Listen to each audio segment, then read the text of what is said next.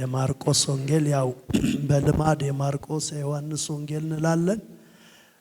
ትክክለኛ አጠራሩ ከዚህ በፊት እንዳልኩት በማርቆስ የተጻፈ የኢየሱስ ክርስቶስ ወንጌል ነው ትክክለኛ መባል ያለበት። ማርቆስ ወንጌል የለውም። ዮሐንስም ማቴዎስም ሉቃስም ወንጌል የላቸውም። ወንጌል ክርስቶስ ኢየሱስ ነው። ይሄንንም ደግሞ የሮሜ መጽሐፍ ምዕራፍ 1 ከቁጥር 1 እስከ 4 እናገኛለንና ክርስቶስ ኢየሱስ ነው የዘላለምን ወንጌል ከፀሐይ መጥለቂያ እስከ ፀሐይ መውጫ እንዲሰብኩ ሰጣቸው ይላልና ወንጌል ማለት ደግሞ ሄራልድ ማለት ነው። ሄራልድ ማለት ደግሞ ጉድ ኒውስ ማለት ነው። የምስራች ማለት ነውና የምስራች ነው። ሁል ጊዜ የምስራች የማይነጥፍ የማይቀዘቅዝ ለሰዎች ሁል ጊዜ የእግዚአብሔር ድምጽ ሄራልድ ነው፣ የምስራች ነው። ስሙ ይባረክ። የተባረኩ ጆሮዎች አሏችሁ ወንጌል የሚሰሙ ጉድ ኒውስ የሚሰሙ አሜን። አሁንና ደስ በዛ ይበላችሁ። በአንድነት በያዛችሁት በገለጣችሁት ቃል አብረን ይህንን ክፍል እናያለን አምናለሁ። ዛሬም ጌታ በቃሉ ወደኛ ይመጣል። ምዕራፍ 4 የማርቆስ ወንጌል ምዕራፍ 5ንም ጨምሬ አንባለሁ። ከቁጥር 35 ጀምሮ እንደዚህ ይላል። በዚያም ቀን በመሸ ጊዜ ወደ ማዶ እንሻገር አላቸው። ሕዝቡንም ትተው ማንን ትተው? ሕዝቡንም ትተው በታንኳ እንዲያው ወሰዱት። ሌሎች ታንኳዎችም ከእርሱ ጋር ነበሩ። ብርቱ አውሎ ነፋስም ተነሳና ውሃው በታንኳይቱ እስኪሞላ ድረስ ማዕበሉ በታንኳይቱ ይገባ ነበረ። ኢየሱስም በስተኋላዋ ትራስ ተንተርሶ ተኝቶ ነበረ። አንቅተውም መምህር ሆይ ስንጠፋ አይገድህምን አሉት። ኢየሱስም ነቅቶ ነፋሱን ገሰጸው፣ ባህሩንም ዝም በል ጸጥ በል አለው። ነፋሱም ተወ፣ ታላቅ ጸጥታም ሆነ። እንዲህ የምትፈሩት ስለምንድን ነው? እንዴትስ እምነት የላችሁም አላቸው። እጅግም ፈሩና እንግዲህ ነፋስም ባህርም የሚታዘዙለት ይህ ማን ነው ተባባሉ። ቁጥር 1 ምዕራፍ 5 ወደ ባህርም ማዶ ወደ ጌርጌሴኖን አገር መጡ። ከታንኳይቱም በወጡ ጊዜ እርኩስ መንፈስ የያዘው ሰው ከመቃብር ወጥቶ ወዲያው ተገናኛቸው። እርሱም በመቃብር ይኖር ነበረ።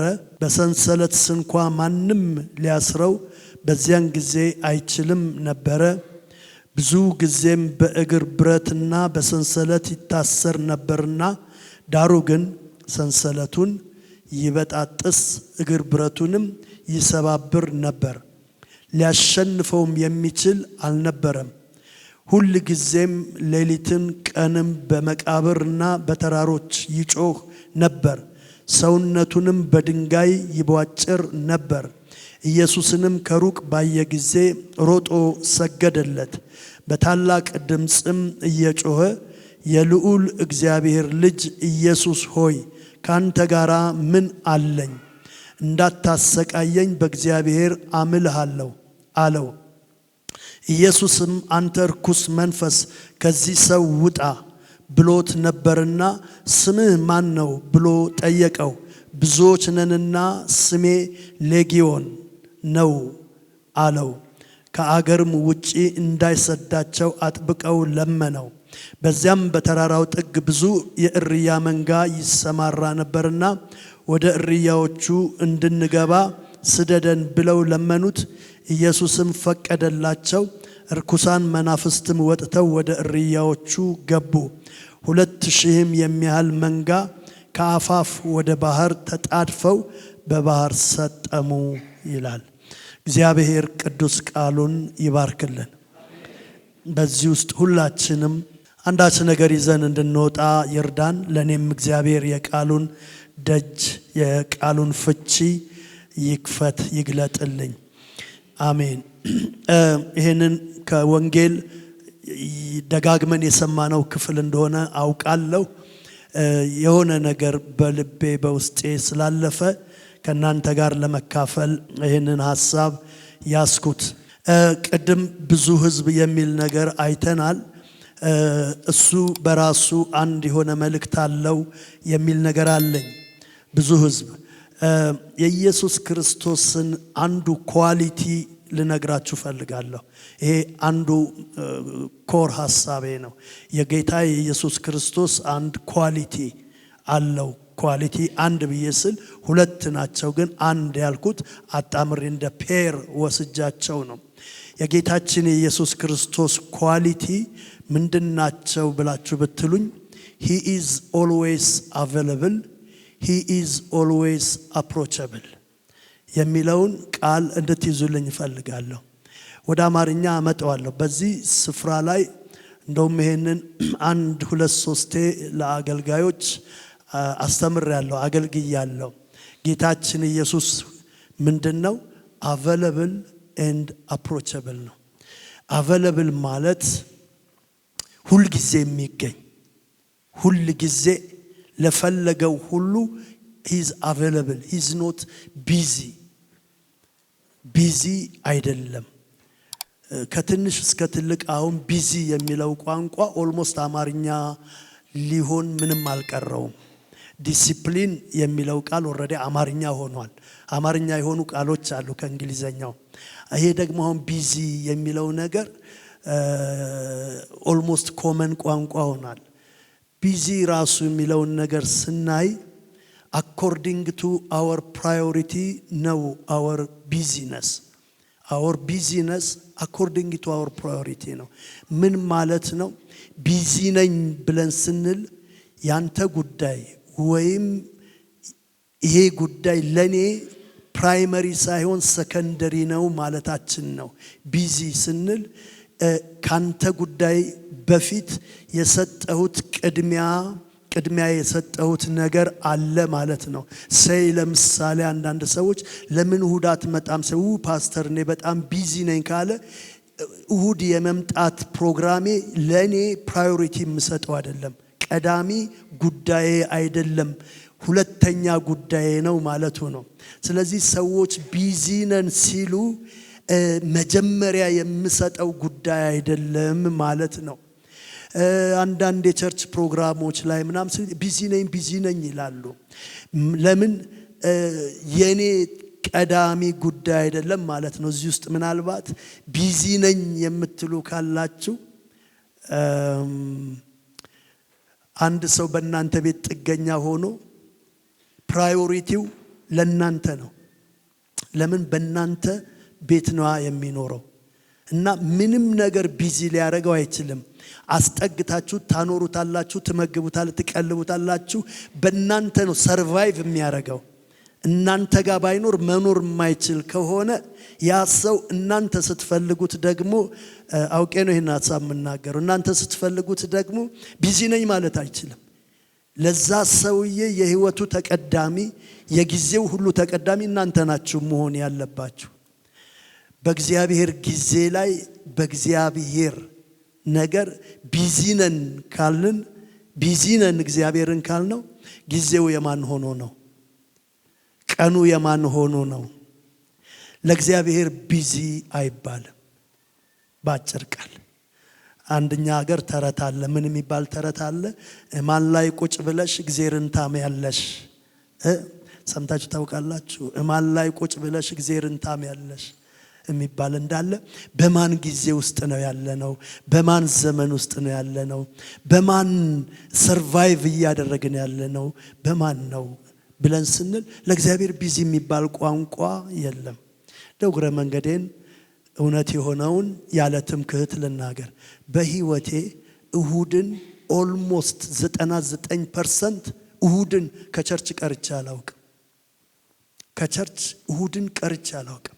የኔ ማንዳቶሪ የመጀመሪያው እሁድ። ሌላ ፕሮግራሞች ይቀራለሁ፣ ልቀር ይችላል። እሁድ የአምልኮዬን ቀን ግን ለምንም አላስነካው። ለምንም አላስነካውም።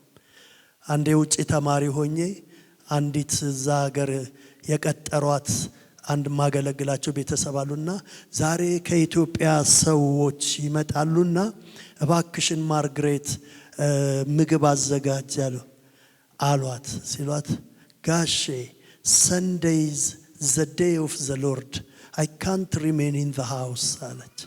እሁድ የጌታ ቀን ስለሆነ በፍጹም ቤት አልቀርም እና እምቢ ብላቸው ሄደችና ስመጣ እዛ ቤት ሲሄድ ነገሩኝ። ማርግሬት ምን እንዳለችን ታውቃለህ? ምን ሰዎች ከኢትዮጵያ ይመጣሉ እንደዚህ አይ አልቀርም፣ ሰንዴይዝ ዘ ዴይ ኦፍ ዘ ሎርድ እሁድ የጌታ ነው፣ የተረፈው ብቻ ነው የሌላው ነገር አለች። የተረፈው ሆስፒታል የገባሁበት ቀን አለ። ግሉኮሴን ይዤ አምልኮ ቦታ ሄድኩበት ጊዜ አለ። ግሉኮሴ ካልጋ ላይ ተነስቼ ግሉኮሱን ይዤ ቻፕል አለ እዛ ሆስፒታል ውስጥ እኛ ሀገር አይደለምና እዛ ሄድኩበትና አቴንድ ያደረኩበት ቀን አለና ለእግዚአብሔር ጉዳይ ለእግዚአብሔር ነገር በህይወታችን ፕራዮሪቲ ከሰጠን እግዚአብሔር በእኛ ጉዳይ ፕራዮሪቲ ይሰጣል። እየሰማችሁኝ ነው? ይኸውላችሁ መጽሐፍ ቅዱስ ላይ ምዕራፍ 14 ማርቆስ ላይ ጌታ ኢየሱስ ክርስቶስን አንድ ሴት ሽቶ ቀባቸው። እግሩን ስትቀባው ተቆጡ ደቀ መዛሙርቶች ሁሉ። እንዴት እንደዚህ አይነት ውድ ሽቶ ለዚህ አቧራ እንደው ለጠጣ እግር ይቅርታ ቃሉን ስጠቀም እንዴት ሽቶ ይፈሰ፣ ያውም ውድ ሽቶ፣ የከተማው ሽቶ ባንቀባውም ባይኖረንም የሽቶን ዋጋ እናውቀዋለን። በከተማችን ውስጥ በጣም ውድ ነው። 300 ዲናር ይሸጣል። አንድ ዲናር በኢትዮጵያ ኦልሞስት 500 ብር ነው አንድ ዲናር። እና እንዴት ይህንን ያህል ዋጋ ያለው ሽቶ ለአንድ ሰው እንደዚህ ይዋክናል ያውም እግር ላይ ብለው ሲሉ ጌታ እንደዚህ አለ፣ አስቀድማ ለመቃብሬ ይህንን አደረገችልኝ፣ ስለምን እርሷን ታታክቷታላችሁ አላቸው። ምን ብላ? አስቀድማ። ከዚህ በፊት ተናግሬያለሁ። ጌታ ኢየሱስ ክርስቶስ አስቀድማ ይሄንን ስላደረገችለት እነኛ 12 ደቀ መዛሙርቶች ሲያጉረመርሙ እሱ ሲነሳ ትንሣኤ ሲነሳ 12ቱን ደቀ መዛሙርቶች ሳያስቀድማቸው አስቀድሞ እሱ ደግሞ ለሷ ነው የታየው። ለሷ ታየ ይላል ምዕራፍ 16 ማርቆስ ላይ። ምዕራፍ 14 ላይ አስቀድማ አደረገች።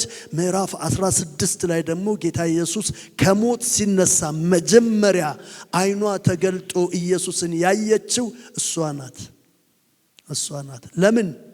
አስቀድማው ስለነበረ። ካስቀደማችሁት ባጭር ቃል ያስቀድማችኋል። ካላስቀደማችሁት አያስቀድማችሁ። ውራ ካደረጋችሁት ውራ መጨረሻ። አንዳንድ ጊዜ በቀን አቆጣጠር ላይ እንኳን በየቀኑ የተሰየሙ የታቦታት ስም አሉ። በአንድ ልደታ፣ በ3 በዓታ፣ በ5 አቦ፣ በ7 ሥላሴ እያልን 12 16 20 ኢየሱስ በ27 ኋላ ተሰልፎ ነው አንድ ቀን ከ30 ቀን የደረሰው። እነ ጊዮርጊስም ቀድመውታል። 27 እስኪደርስ እንኳን 3 ጊዜ ማርያም አለች። 3 ጊዜ አለች። 1 16 21 እነኚህ ሁሉ ለማርያም የተሰጡ ናቸው። መጽሐፍ ቅዱሳችን ግን ቀን ሁሉ የእግዚአብሔር ነው። ቀናት ለማንም አይሰጡ። ቀን ሁሉ የእግዚአብሔር ነው። ስለዚህ ፕራዮሪቲያችን ሁሉ ጊዜ ፕራዮሪቲያችን ሰው ካልበላ ወደ 21 ቀን ይቆያል። ሰው ካልጠጣ ወደ 7 ቀን ይቆያል። ሰው ካልተነፈሰ 2 ደቂቃ አይቆይም። የህይወታችን እስትንፋስ እግዚአብሔር ነው። ያለው እሱ ነው። ባለው ነው። እስካሁን 80 ዓመት 90 ዓመት 100 ዓመት ቀድሞ ደግሞ 900 ዓመት የማያልቅ ባትሪ ነው የተገጠመልን። እሱም እስትንፋሱ ነው። አላላችሁም? አሜን። እኔ እውነትን ተናግሬ አልፋለሁ። የቀረው መንፈስ ቅዱስ ይግለጥላችሁ። እዚህ ጋር እነኚህ ባትሪዎች እዚህ ጋር አሁን የሚገጠሙ ከዛሬና ከነገ በኋላ በጣም ብዙ ባትሪዎች እዚህ እናያለን። አዳዲስ ባትሪ ናቸው፣ ያልቃሉ። አንድ ፕሮግራም አያስጨርሱም፣ ያልቃሉ። እዚህ ውስጥ የሚገጠሙ ባትሪዎች። እግዚአብሔር የሰጠን ባትሪ ግን 80 90 ዓመት፣ ያኔማ 900 ዓመት ያኖረናል። ሕያው የሆነ ባትሪ ተገጥሞልናል። እስትንፋሱን እግዚአብሔርም እንዲህ ያረገና ምን አረገ ይላል ብሎ የማያልቅ ባትሪ ገጠመልን። ሕያው የሆነ ሕይወት ያለው ቅዱስ የሆነ ከርሱ ውስጥ ብሪዝ አውት ያደረገ በሱ እስትንፋስ ነው ሰርቫይቭ የምናደርገው። ቅድም እንዳልኳችሁ አፈር ከምትሰጠን እህል ይልቅ አፈር ከምትሰጠን ውሃ ይልቅ እሱ የሰጠን እስትንፋስ ለአንድ ደቂቃ እንኳን መቆየት አንችልም። ለዚህ ጌታ ሕይወታችን ሁሉ ፕራዮሪቲ ለእግዚአብሔር ነው። ወደድንም ጠላንም። ሰው ሲሞት እግዚአብሔር ልቡን አይሰርቅበትም። ሳምባውን አይደለም፣ ጭንቅላቱን አይደለም፣ እስትንፋሱን ነው የሚወስድበት። እስትንፋሱን ነው እግዚአብሔር የሚወስድበት። ሰዎችም ሐኪሞችም ዴድ ኬዝ ብለው ለማረጋገጥ እንትናቸውን ሰክተው ልቡ ላይ ኢዝ ሂ ስቲል ብሪዚንግ አለ በሕይወት ብለው የሚሉት እስትንፋሱን ነው የሚያዳምጡት። በተውሰት እስትንፋስ እየኖርን ለባለቤቱ ፕራዮሪቲ ካልሰጠን እኛ በጣም ደፋሮች ነን።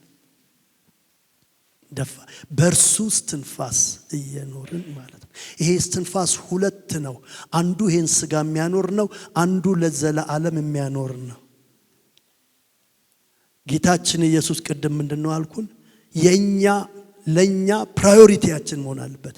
እሱ ለኛ ቅድም ሲነገር በዝማሬው በጸሎት ማለዳ ጥሩ ጸሎት ነበር ሰምቻለሁ። እና ብዙ ሕዝብ ትቶ እንዲያው በመርከብ በምንድነው በጀልባ ወደ ማዶ እንሻገር አላቸው ይላል። ማን ነው እንደው በደንብ እንድናየው፣ ማን ነው ብዙ ሕዝብ ትቶ አንድ ሰው ለማገልገል የሚሄደው? ምናልባት ያ የሚሄድበት ሰው ባለጸጋ ከሆነ እዚህ ውስጥ ካሉት የሚበልጥ ሰው ከሆነ ኦኬ፣ ባለስልጣን ከሆነ ኦኬ። ኢየሱስ ክርስቶስ ብዙ የተሻሉ ሕዝቦችን ትቶ በመቃብር የወደቀ ሰው ለማየት ሄደ።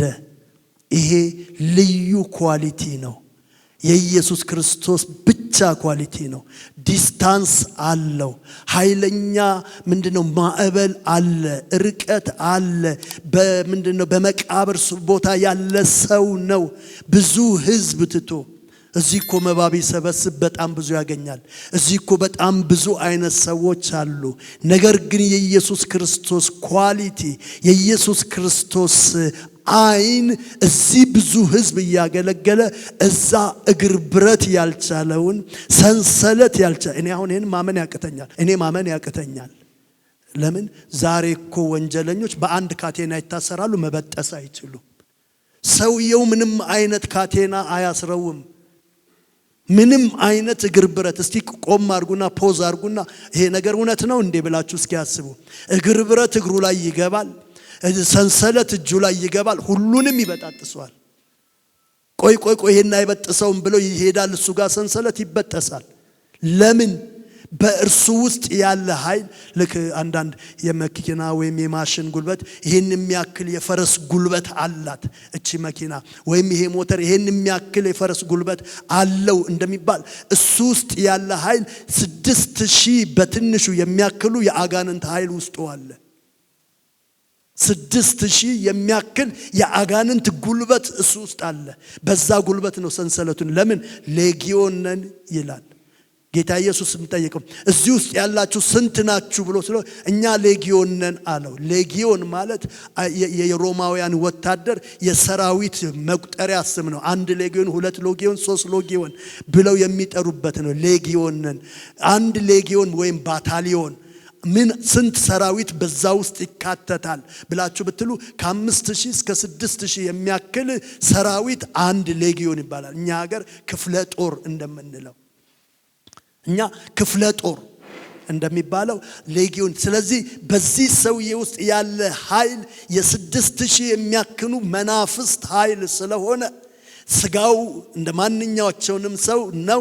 በውስጡ ያለ ኃይል ግን የሚያመነጨው ኃይል ግን ከ6000 አጋንንቶች የሚወጣ ጉልበት ነው ማለት ነው። ልብ ብላችሁ ስሙኝ።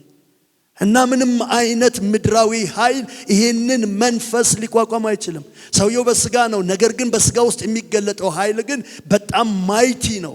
ለምሳሌ እንደ ሳምሶን ብትወስዱ ይሄኛው ርኩስ መንፈስ ነው። በሳምሶን ላይ ደግሞ የእግዚአብሔር መንፈስ ሲመጣ ምንም ነገር ሰውየውን አይዘውም። አንበሳ የሚበልት ሰው ነው። ቤር ሃንድ ይለዋል መጽሐፍ። ምንድነው የእንግሊዘኛ ቤር ሃንድ ማለት? በባዶ እጁ ግን ጥልጥል የሚያደርግ ነው። ያውም የአንበሳ ግልገል አይደለም፣ የአንበሳ ሽማግሌ አይደለም፣ የአንበሳ ደቦል ማለት የፈረጠመ አንበሳ በእጁ ገነጣጥሎ የሚጥል ሰው ነው።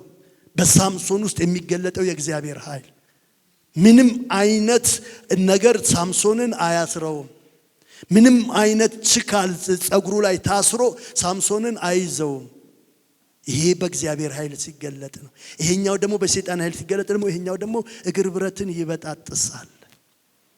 ኢየሱስ ክርስቶስ እንደዚህ ያለውን አይኑ ብዙ ሕዝብ መካከል ያገለገለ አይኑ ግን ያንን ሰው ያየ። ክብር ለኢየሱስ ይሁን። ልመርቃችሁ ነው ዛሬ ያ አይን ይያችሁ፣ ያ አይን ይያችሁ። እኛ ማየት የማንችለው ያንን ሰው ያየ አይን ዛሬ ሁላችሁንም ይሄንን ጉባኤ ዛሬ እግዚአብሔር ይመልከተው።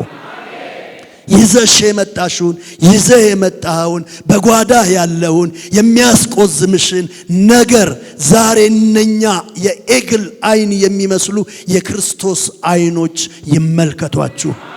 ጓዳችሁን ይመልከት፣ ሚስጥራችሁን ይመልከት፣ ገበናችሁን ይመልከት፣ ውጣ ውረዳችሁን ይመልከት።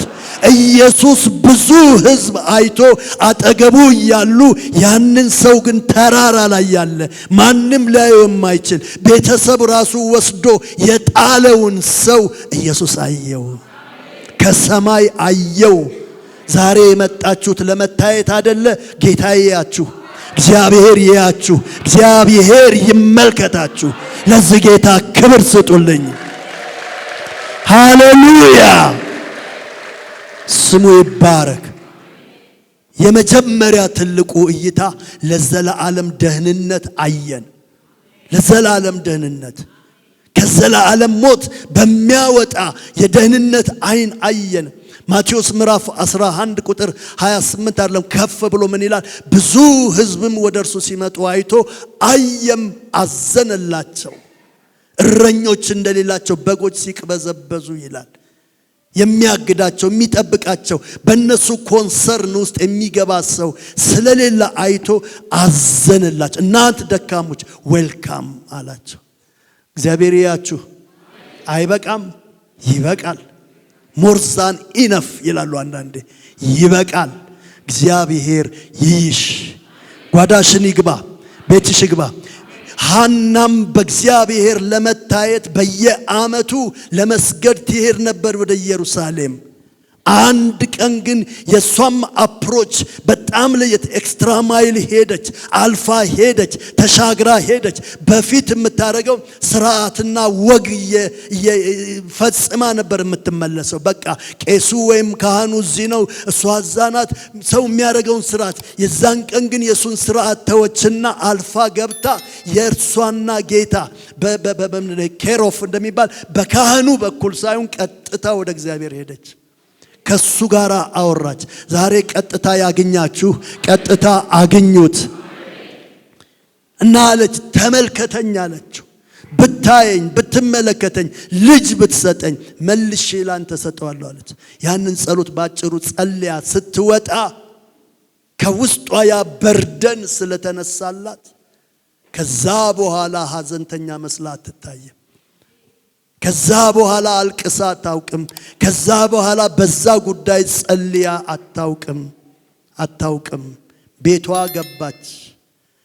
ሕልቃና ሲደመር ሐና ለብዙ ዓመታት ኢኳልቱ 0። ሕልቃና ሲደመር ሐና ኢኳልቱ 0። የዛን ቀን ግን ሕልቃና ሲደመር ሐና ሲደመር እግዚአብሔር ኢኳልቱ ሳሙኤል። ሃሌሉያ። ዛሬ እግዚአብሔር በእናንተ ላይ ይደመር፣ በነገራችሁ ላይ ይደመር። እገሌን ይዛችሁ ያልሆነ እገሊትን ይዛችሁ ያልሆነ ነገር ዛሬ ፕላስ ጋድ ዛሬ ኢየሱስ ይጨመር። እሱ ሲጨመር ፍሬ ያለው ነገር ይወጣል። ሳሙኤል ይወለዳል። ሳሙኤል ይመጣል። ይህቺ ሴት አንድ ነገር ለካ በሕይወቷ ጎሏት ነበረ።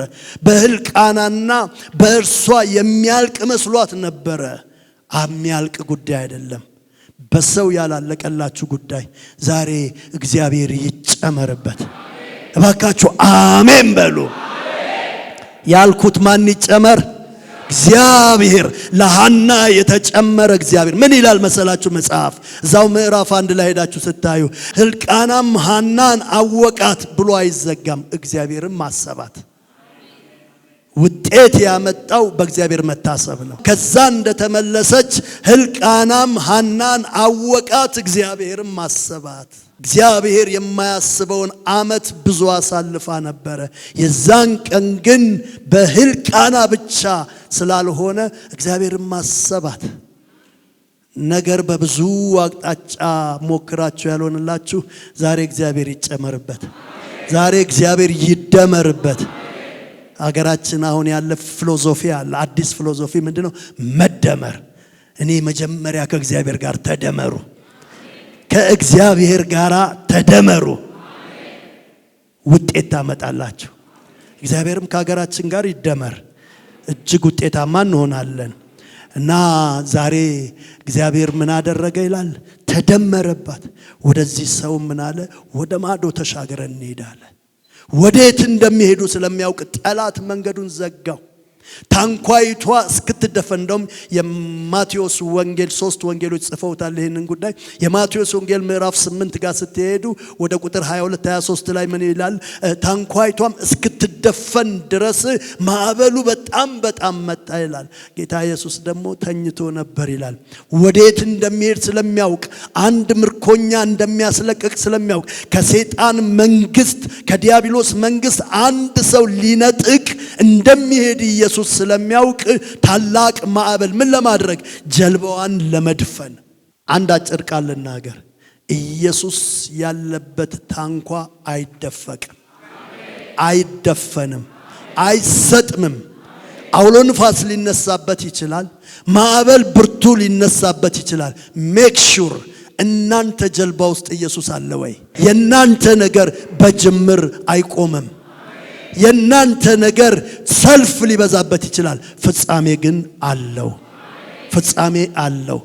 የሚችሉትን ያህል ሞከሩ፣ የሚችሉትን ያህል ተፍጨረጨሩ። ወደ ኢየሱስ ሄዱና ስንጠፋ አይገድህም ብለው ሲሉት እሱን ወቀሱት። እንዴት ነው እስካሁን ደንታ የማይሰጥህ? የኛ ነገር ደንታ አይሰጥህም ማለታቸው ነው። እሱም መልሶ ወቀሳቸው። እስኪ እናንተስ እኔ ያለው እንዴት ማዕበል ይደፍቀናል፣ እንዴት ባህር ያሰጥመናል ብላችሁ ታስባላችሁ? እንዴት እንደዚህ ታስባላችሁ? ኢየሱስን የትኛው ማዕበል ነው የሚያሰጥመው? ሲፈልግ እኮ ኢየሱስ ሲፈልግ እነሱ ስላሉ እንጂ በጀልባ ላይ ኢየሱስ መሄድ አያስፈልገውም። ለምን? በውሃ ላይ መራመድ ይችላል። አሜን። በውሃ ላይ መራመድ ይችላል። እንደ ሙሴ ዳር ቆሞ ግራ የሚገባው ጌታ አይደለም። ሙሴ ዳር ቆሞ ግራ ገባው። እንዴት ነው ይሄንን ህዝብ ይዤ ይሆንና ይሄንን ቀይ ባህር እንዴት ነው የምሻገረው ብሎ ግራ ሲገባው ምን ትጮህብኛል? በትርን አንሳው አለው። ሲከፈል ነው ሄደው። ኢያሱም ቢሆን ዮርዳኖስ ሲሞላበት በዳር ቆሙ። ዳር ቆመው ግራ ሲገባቸው እግዚአብሔር ነው ታቦቱን የተሸከሙ እግራቸውን ያጥልቀዋል። ኢየሱስ ግን ባህሩም እንዲደርቅ ባህሩም እንዲከፈል አልፈለገም። he walked on it። በውሃው ላይ ተራመደ፣ በውሃው ላይ ሄደ። ኢየሱስ ክርስቶስን የሚያግደው የሚገድበው ምንም ምድራዊም ኢቭን ሰማያዊ ኃይልም የለም። እሱ ጌታ የኔና የናንተ ጌታ ነው። ብታምኑ ባዶ እጃችሁን ዛሬ አትወጡ። ብታምኑ ይሄንን የመለኮት ቃል ብታምኑ ዛሬ ይሄ የመለኮት ቃል በእናንተ ውስጥ ይጸንሳል። የሚሰራው ነገር ይኖረዋል። በጣም የሚገርም ነገር ነው። ነገ ጌታ ቢፈቅድ ነካዋለሁ ያልኩት ቃል አለ እዚህ ጋር። ሌላው ምን ይላል? ነቅቶም ይላል። ነቅቶ ማለት አንቀላፍቶ ማለት ነው? ነቅቶ ማለት አንቀላፍቶ ነበረ ማለት ነው? አይደለም። እነኚህ ሰዎች ያላቸውን ኤፈርት ሁሉ እስኪጨርሱ አማራጮቻቸውን ሁሉ ታገሉ። ጀልባዋን መቆጣጠር አልቻሉም። ሁሉም ነገር ከአቅማቸው በላይ ሲሆን ደስ የሚለው ነገር ወደ ኢየሱስ መጡ። አንተ ጋር እኮ መፍትሄ አለ፣ እንዴት ዝም ትላለህ አንተ እያለ ስንጠፋ አይገድህም አለ። ይገደኛል። እንዴት አይገደኝም? ይገደኛል።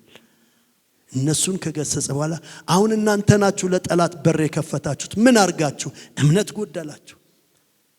እኔን ከንፋሱ በታች እኔን ከማዕበሉ በታች አርጋችሁ ማዕበሉን ከኔ በላይ ንፋሱን ከኔ በላይ ስላደረጋችሁት ሰለጠነባችሁ። ጴጥሮስ በውሃ ላይ ወደ ኢየሱስ ሲሄድ ኢየሱስን እያየ ሄደና ለአፍታ ኢየሱስን ከማየት አይኑን ሲያነሳ መስመጥ ጀመረ። አንተ እምነት የጎደለ ብሎ ስቦ አወጣው። ሄዷል እኮ ብዙ መንገድ እኮ ሄዶ ነበረ፣ ደርሶ ነበረ። አይኑን ከሱ ላይ አነሳ። ምን ይላል? የማዕበሉን ንውጥውጥታ ከኢየሱስ ላይ አንስቶ ችግሩን ሲያይ፣ ግራና ቀኝ ያለውን ሲያይ በዚህ ውስጥ ነው እንደ የመጣሁት፣ በዚህ ውስጥ ነው እንደ ሄድኩት እያለ ሲል መስጠም ጀመረ ይላል። አይኖቻችንን ክርስቶስ ላይ ካሳረፍን ችግር የለም አላልኩም። ችግር አለ። ችግሩ ግን በእኛ ላይ አይሰለጥንም። አንተ ምን ደርሶብህ እንዳትሉኝ፣ እኔን እንደ ሞዴል የተጠቀመብኝ ይመስለኛል። እንደውም ከኃጢአተኞች ዋንኛ እንዳለ አንዳንድ ጊዜ አንድ ጊዜ ታመሜ ውጪ ሆስፒታል ተኛው እና ነርሷ ክርስቲያን ናት እና ስትገባ ስትወጣ የእግዚአብሔር ቃል እንነጋገራለን። እኔም አገልጋይ እንደሆንኩ አውቃለች። መጨረሻ አንድ ቀን አውቄ ነው ያልኳት፣ ላናግራት ነው። ምን አልኳት? እኔ አገልጋይ ሆኜ ወንጌል አገልጋይ ለምንድን ነው የምታመሙ? ለምንድን ነው ጌታ እንደዚህ የሚያደርገኝ አልኳት። እንዲህ አለችኝ፣ ፓስተር አለችኝ፣ before he shake you how can you shake the world አለ። እግዚአብሔር መጀመሪያ እናንተን ሼክ ሳያረጋችሁ እናንተ እንዴት ነው ዓለምን ሼክ የምታረጉት? እናንተን በመከራው ሳያሳልፋችሁ እናንተ እንዴት ነው በመከራ ያለውን ዓለም ልታደኑት የምትት? ዓለምን ለማንቀጥቀጥ ወይም ዓለምን ለማንቀሳቀስ ለማናወጥ እግዚአብሔር መጀመሪያ እናንተን ያናውጣችኋል። እግዚአብሔር መጀመሪያ እናንተን ሼክ ያረጋችኋል ብላለች። ለኔ አዲስ ነገር ተማርኩኝ። Before God shakes you, how can he shake the world through you? በእናንተ ውስጥ ዓለምን ለማናወጥ መጀመሪያ እግዚአብሔር እናንተን ሼክ ማድረግ አለበት፣ ማናወጥ አለበት። ስለዚህ እዚህ የምንቆም ሰዎች መከራ ያልነካን ሰዎች አይደለንም፣ ወይም ደግሞ እንደው ስታስቡት ፕሪቴንደርስም አይደለንም፣ ለማስመሰልም አይደለም።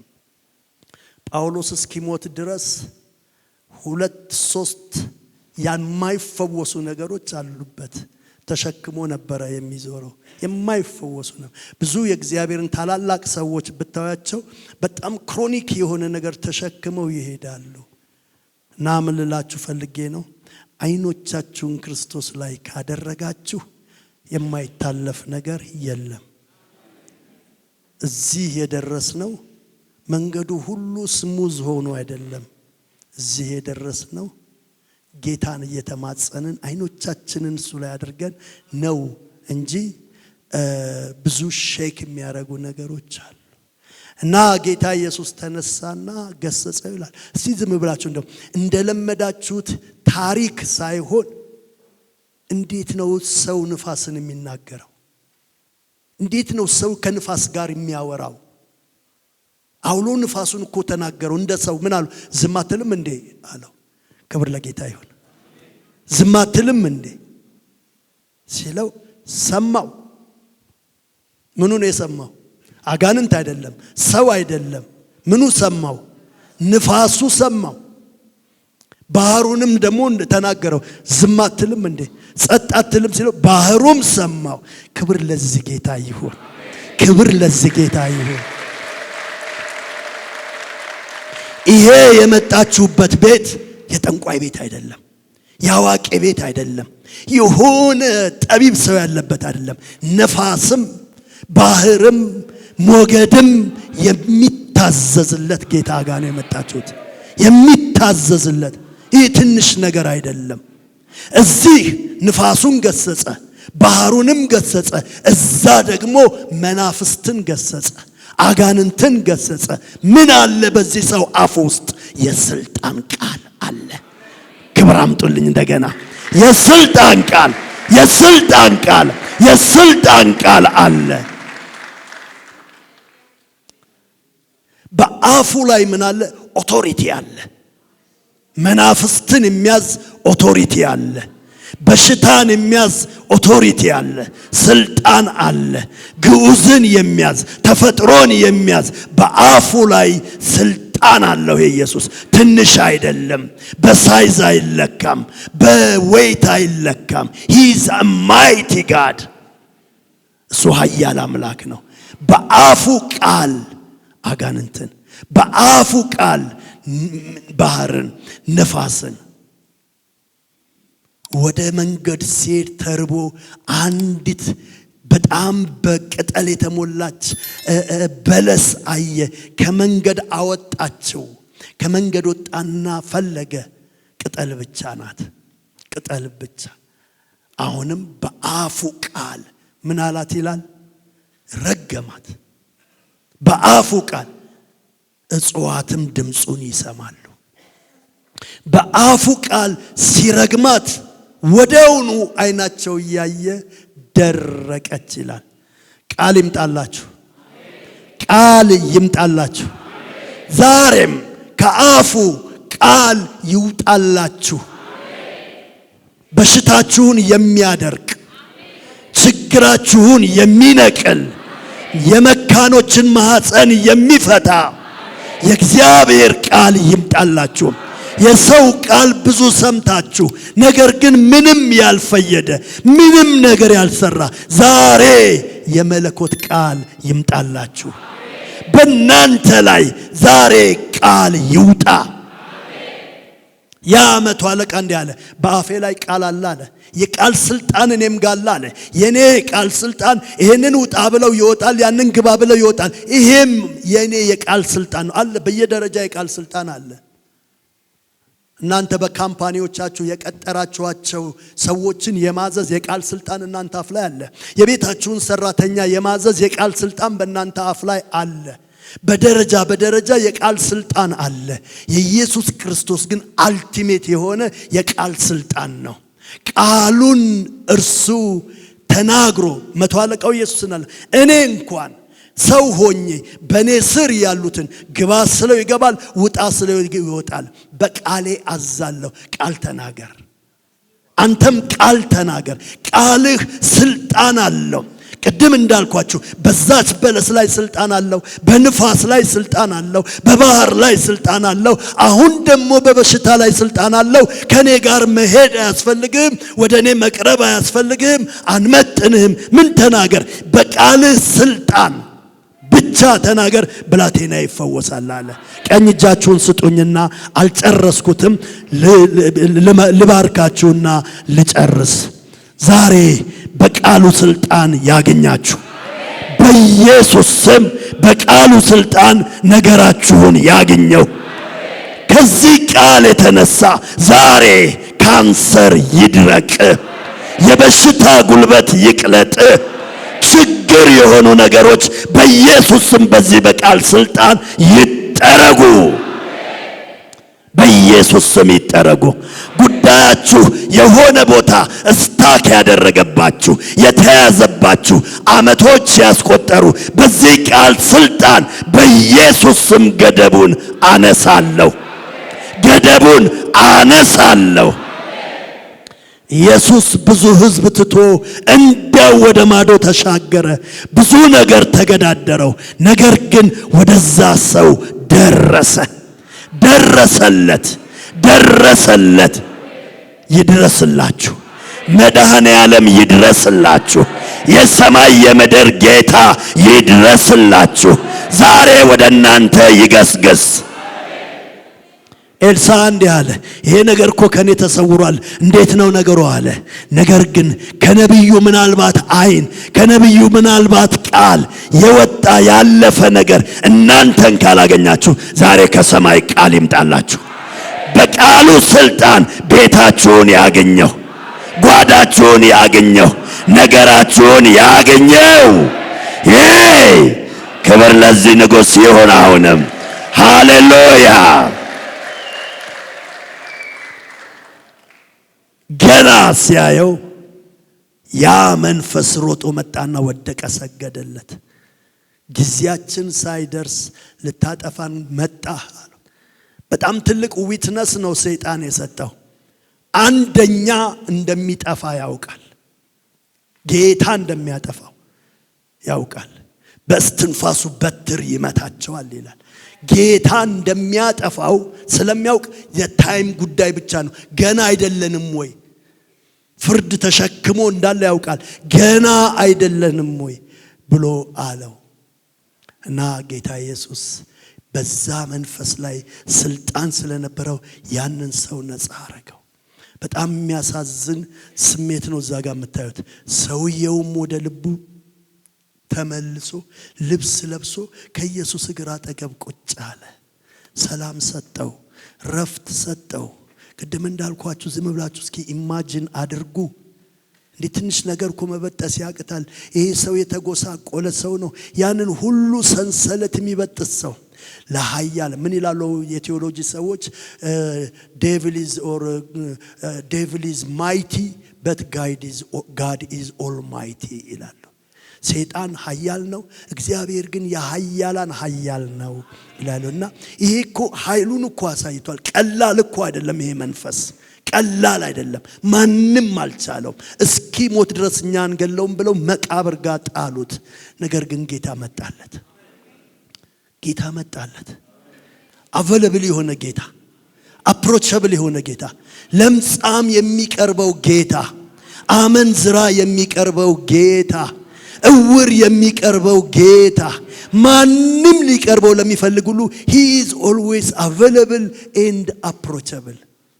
አትንካኝ የማይል ጌታ፣ አላውቅሽም ወይ አላውቅህም ወይ የማይል ጌታ። ሉቃስ ምዕራፍ 15 ቁጥር 1 ላይ ሄዳችሁ ስታዩ ምን ይላል? ከቀራጮችና ከኃጢአተኞች ጋር ስለሚበላ ኢየሱስን ነቀፉት ይላል። እኛ እንኳን በላም ከቀራጮች ጋር፣ እኛ እንጸየፋቸዋለን፣ እኛ እነሱን አናስጠጋቸውም አለ። he is approachable። ማንም የሚጠጋው ጌታ፣ ማንም የሚያገኘው ጌታ፣ በእርሱ ዘንድ ቢዚ የሚባል የለም። ክብር ለጌታ ይሁን። ክብር ለዚህ ጌታ ይሁን። ወገኖች ዛሬ ልላችሁ ፈልጋለሁ፣ ለናንተ ጌታ ዛሬ አቬለብል ነው። ለናንተ ጌታ ዛሬ አፕሮቸብል ነው። ልታነጻኝ ትወዳለህ? እወዳለሁ፣ ንጻ። አይኔን ልትከፍትልኝ ትወዳለህ? እወዳለሁ፣ እይ የሚል ጌታ ነው ዛሬ ያገኛችሁ። ክብር ለዚህ ጌታ ይሁን። አሜን። ያገኛችሁ።